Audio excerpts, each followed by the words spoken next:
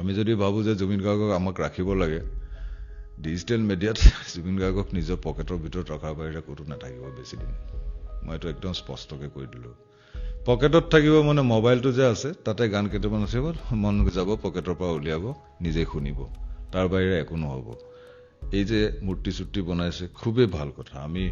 আমি খুবেই উৎসাহিত তেওঁৰ জীৱনটোত তেওঁৰ যিমানখিনি কাম কৰিলে আমি দিব পৰা একো নাই সবেই কাৰণে যিমান যেনেকৈ পাৰে যেনেকৈ ধৰণে সম্বৰ্ধনাই হওক বা যেনেকৈ ধৰণে তেওঁক ৰাখিবলৈ চেষ্টা কৰিছে সেইটো প্ৰশংসনীয় বস্তু কিন্তু এইটো বহুত বেছি দিন নাথাকিব নেকি বহুত বেছি আজিকালি ডিজিটেল যুগটো পৃথিৱীখন আমি হাতৰ মুঠিত লৈ ঘূৰি ফুৰিছোঁ মোক এটা চিম্পল মই এটা কুৱেশ্যন কৰিছোঁ কেতিয়াবা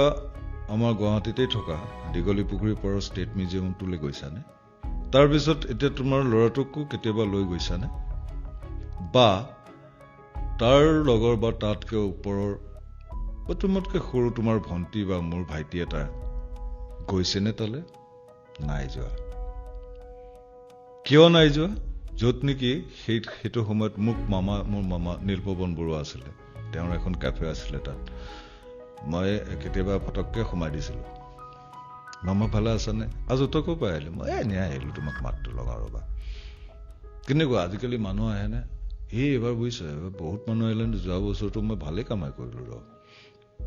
তেতিয়া বছৰেকত ৮০,০০০ মানুহ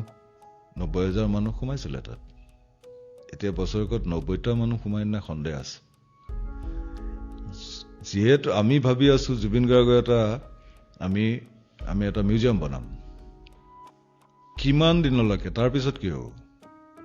যদি সাইন্টিফিক এনালাইসিস নহয় যদি সাইন্টিফিকভাৱে জুবিনৰ সংৰক্ষণ নহয়